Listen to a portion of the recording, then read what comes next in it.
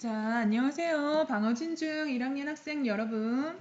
자, 우리 국어 수업 시작하도록 합시다. 얘들아, 교과서 85쪽 펼쳐볼까요? 교과서 85쪽.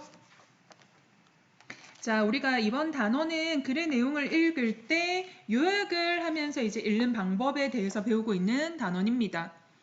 자, 그래서 지난 시간에 우리 교과서에 이제 석빙고와 관련된 텍스트가 이제 실려져 있는데 이 텍스트를 바탕으로 글의 내용을 이제 요약하면서 읽는 방법을 배워보게 될 거예요. 자, 그래서 우리가 지난 시간에 이제 이 글을 읽어봤죠. 자, 요 글에는 이렇게 1번, 2번, 3번 이런 순서로 해서 문단이 표시가 되어 있지만 여러분들 문단을 나누는 기준 압니까? 그러니까 즉 이 글은 85쪽부터 해서 89쪽까지 실려져 있어요. 모두 몇 개의 문단으로 구성이 되어 있을까요? 자, 문단을 나누는 기준은 이렇게 한 칸 들여쓰기로 할 수가 있죠. 자, 그리고 또 이렇게 한 칸씩 들어가 있죠. 그래서 우리 교과서에는 친절하게도 새로운 문단이 시작을 할 때마다 이렇게 번호가 매겨져 있습니다. 그죠? 그래서 89쪽까지 가면 이 글은 총 8개의 문단으로 구성이 되어 있어요. 그래서 선생님이 지금 문단을 나누는 방법에 대해서 알려주는 이유는 자, 글을 내용을 요약을 할 때 가장 첫 번째로 해야 될 것은 바로 이렇게 문단을 나누는 겁니다. 자, 문단을 나누고 각 문단 안에서 중심 문장이나 중심 내용을 찾는 거죠. 그리고 그러면 그거를 합치게 되면 글의 내용을 요약을 하는 결과가 나옵니다. 자, 그래서 요약하기 방법은 요게 다예요, 여러분들. 그래서 다시 한 번 더 정리를 하자면 글의 내용을 문단을 나누고 그리고 하나의 문단 안에서 각각 중심 문장이 명시적으로 있으면 이렇게 밑줄을 치고 자, 중심 문장이 딱 명시적으로 안 드러나 있는 경우도 있어요. 그럴 때는 키워드 되는 단어, 중요한 단어들을 합쳐서 중심 문장을 재구성을 하면 됩니다. 그래서 그 8개, 그 문단별로 나와 있는 중심 내용들을 합치게 되면 요약을 한 결과가 나오게 됩니다. 자, 그래서 우리가 지난 시간에 이 글을 읽어봤습니다. 그래서 문단을 지금 8개로 나눠봤어요. 우리 교과서에는 친절하게 문단 표시가 이렇게 나와 있죠. 자, 그러면 첫 번째 문단을 한번 볼까요? 첫 번째. 자, 첫 번째 문단을 우리가 한번 다시 읽어 봅시다.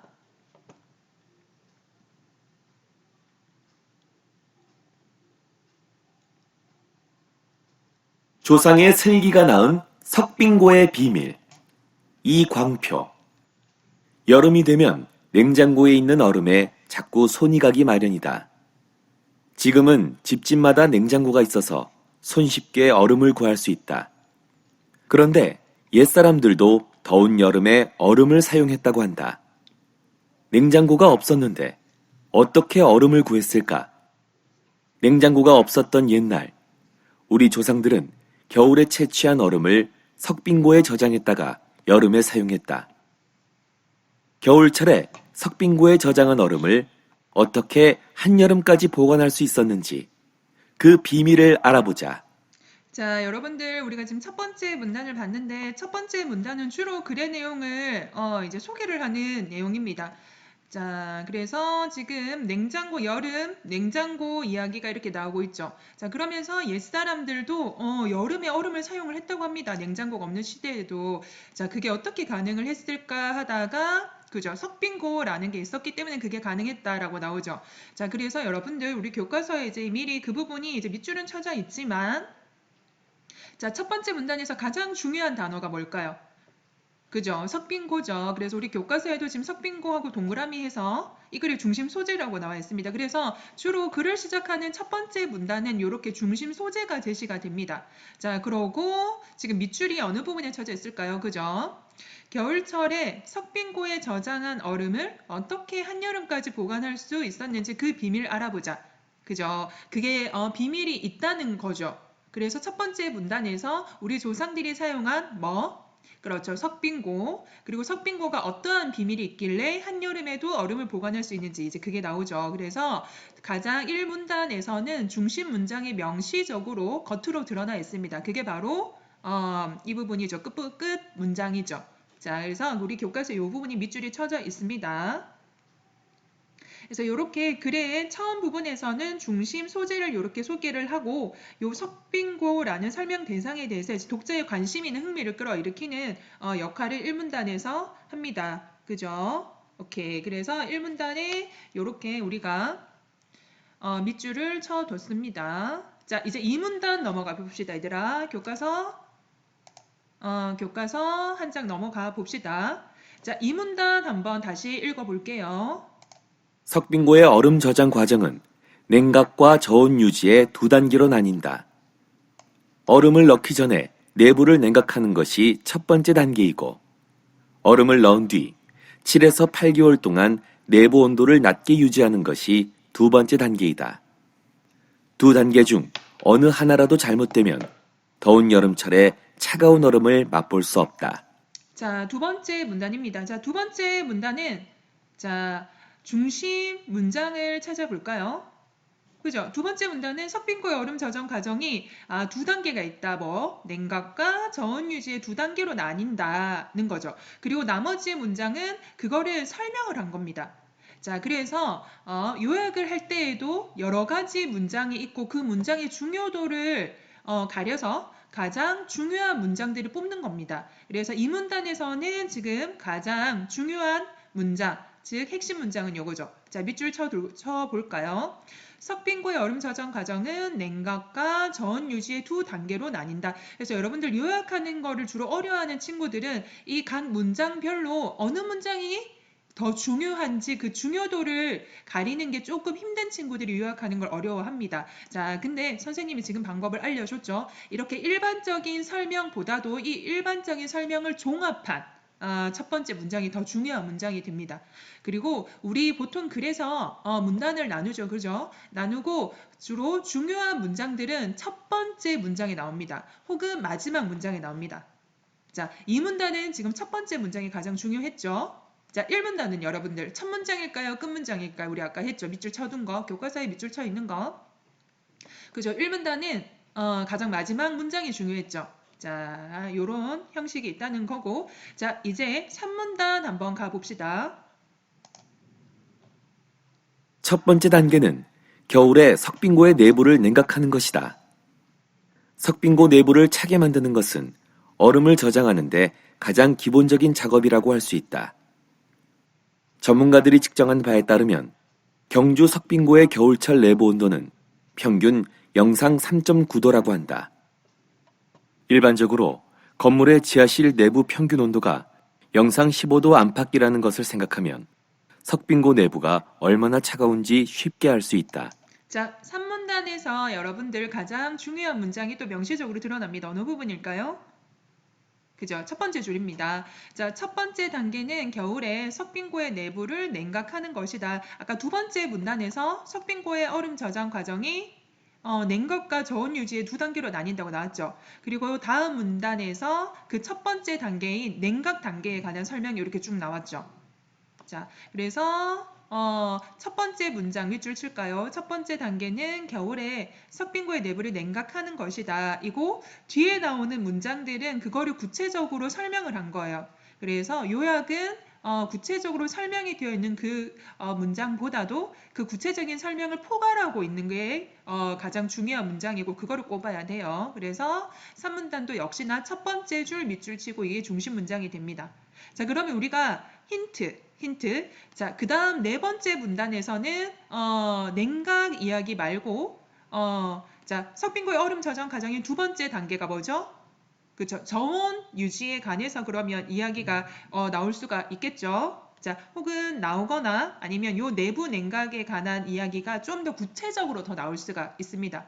그죠? 자, 그거를 유의하고 앞으로 글의 흐름이 어떻게 될지 요 생각을 한다는 것은 앞으로 글의 흐름이 어떻게 될지를 짐작을 하면서 글을 읽는 굉장히 적극적인 읽기 방법에 해당이 됩니다. 자, 4문단은 어떤 내용이 나올지 한번 들어봅시다. 겨울이라고 해도 건물 내부를 냉각하는 것이 쉽지는 않다. 그런데 우리 조상들은 어떻게 석빙고 내부를 잘 냉각할 수 있었을까? 그 비밀은 석빙고 출입문 옆에 세로로 튀어나온 날개벽에 숨어 있다. 겨울에 부는 찬바람은 날개벽에 부딪히면서 소용돌이로 변한다. 이 소용돌이는 추진력이 있어서 빠르고 힘차게 석빙고 내부 깊은 곳까지 밀고 들어간다.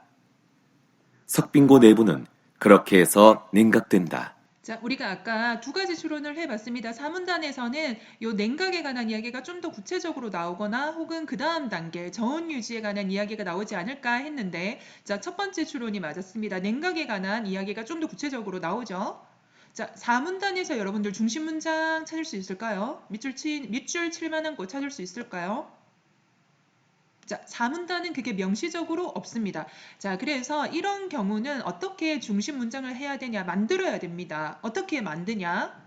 자, 만드는 방법은, 자, 사문단 그 문단에서 가장 중요한 단어 한번 찾아볼까요? 가장 중요한 단어. 그렇죠. 날개벽이죠. 날개벽. 이 날개벽이 뭡니까? 이 날개벽이, 그렇죠. 건물 내부를 냉각하는 것, 날개벽, 동그라미 돼 있죠.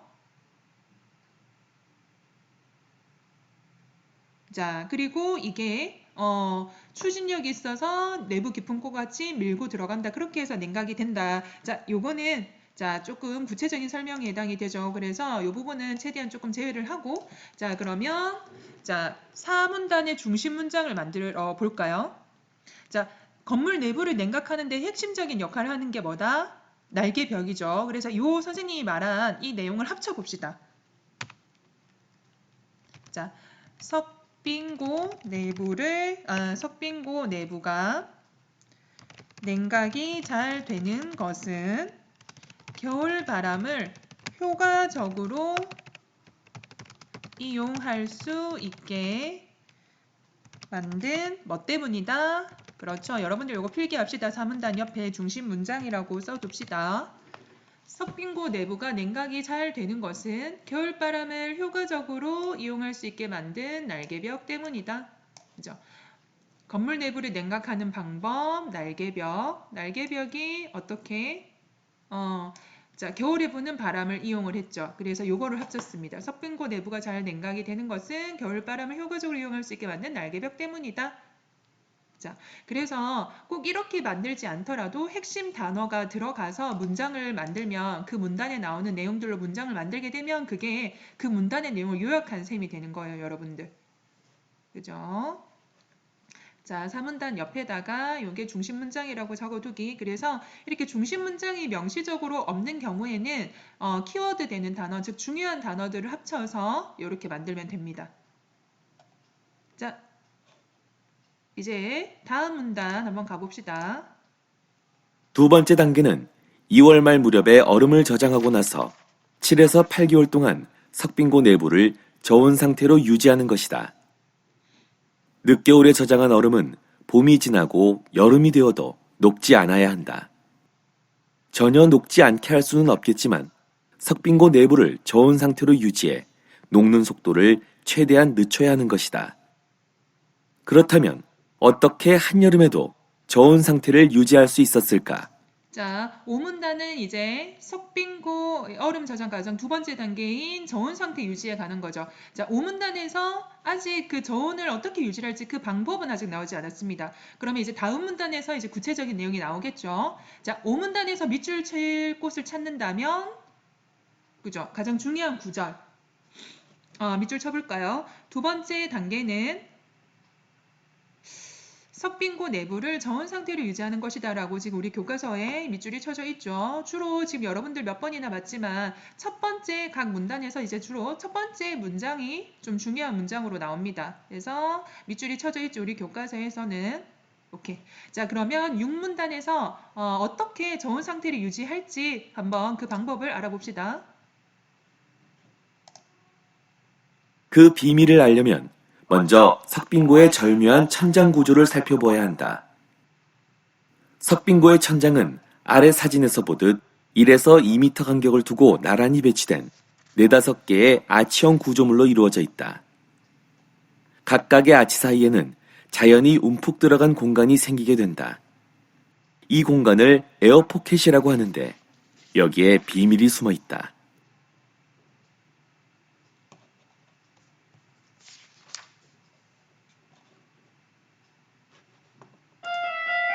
얼음을 저장하고 나서 시간이 지나면 내부 공기는 조금씩 더워진다. 하지만 더운 공기가 위로 뜨는 순간 그 공기는 에어포켓에 갇혀 아래로 내려올 수 없게 된다.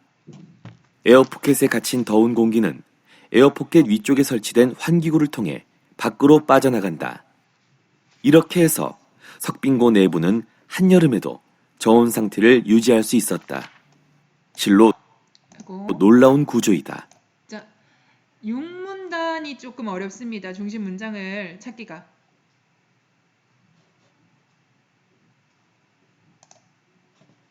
자, 육문단을 석빙고의 얼음 하고 자, 육문단을 보면은 자, 일단 여기에서 육문단에서 우리 중요한 단어들 한번 찾아봅시다.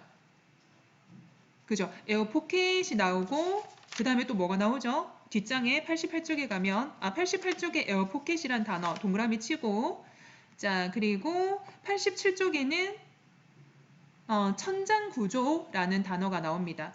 그죠? 여기에도 밑줄을 동그라미 쳐둡시다. 천장 구조 에어포켓. 자, 천장 구조와 에어포켓이 어떻게 저온 상태를 유지할 수 있게 한다? 그죠? 더워진 그 내부 공기를 어디에 가두었다가 그죠? 에어포켓에 가두었다가 이제 밖으로 빼내는 이 천장 구조 때문인 거죠. 그래서 선생님이 지금 하는 말을 합치자면 석빙고가 저온 상태를 유지할 수 있었던 것은 자, 육문단의 중심 문장을 지금 만들고 있어요. 필기하면서 자, 들읍시다. 저온 상태를 유지할 수 있었던 것은 더워진 내부 공기를 어디에 가두었다가 에어포켓에 가두었다가 자, 그리고 다시 이걸 밖으로 빼내죠. 밖으로 빼내는 자, 무슨 구조? 그렇죠. 천장 구조 때문이다.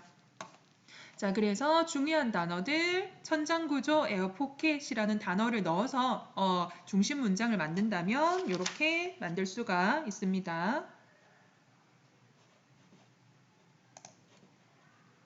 얼음을 저장한 석빙고가 자, 6문단 중심 문장 필기해 둡시다. 자, 이제 7문단 한번 들어봅시다. 한여름에도 저온 상태를 유지할 수 있었던 비밀은 또 있다. 우리 조상들은 얼음 보관에 치명적인 물을 재빨리 밖으로 빼내려고 바닥에 배수로를 만들었다. 또한 빗물이 석빙고 안으로 새어 들어가는 것을 막으려고 석빙고 외부에 석회와 진흙으로 방수층을 만들었다. 자, 7문단도 역시 또 저온 상태 유지할 수 있었던 비밀 또 이야기가 나옵니다. 그죠? 자, 저온 상태 유지 동그라미 해두고 두 가지가 나왔죠. 여기에서 7문단의 반틈에서는 첫 번째가 그죠? 배수로 그리고 두 번째가 그렇죠. 방수층 이렇게 나오죠. 동그라미. 그래서 7문단 저온 상태 유지 동그라미 배수로 동그라미 방수층 동그라미 해둡시다. 얼음과 벽, 얼음과 천장, 얼음과 얼음 사이에는 밀집, 왕겨, 톱밥 등의 단열재를 채워 넣어 외부 열기를 차단했다. 또 석빙고 외부에 잔디를 심었는데 이는 햇빛을 흐트러뜨려 열 전달을 방해하는 효과가 있었다. 자, 7문단 내용을 자, 볼까요? 얼음과 자, 여기에서는 어디에 동그라미를 칠까요? 또 그렇죠. 단열재 그리고 잔디 동그라미 자, 쳐두고 이것도 역시나 요거를 합쳐 볼까요? 석빙고는 배수로나 방수층, 단열재, 잔디 등을 이용하여 한여름에도 저온 상태를 유지하였다. 자, 우리 동그라미 친 거를 이렇게 합치면 또 이렇게 중심 문장을 만들 수가 있습니다.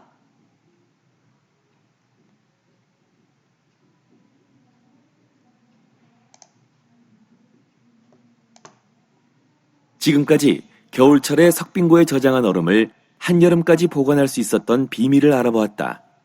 우리 자, 8문단은 쭉 눈으로 한번 훑어보면 중심 문장이 나옵니다. 그래서 주로 마지막 문단은 마지막 줄이 중심 문장이에요. 어디? 그렇죠. 밑줄 칩시다. 석빙고에는 과학적 원리를 이용한 우리 조상들의 슬기가 담겨 있다. 밑줄. 그죠? 자, 이렇게 해서 중심 문장이 있는 곳은 우리가 밑줄을 쳐봤습니다. 자, 지금 줌으로 들어오세요.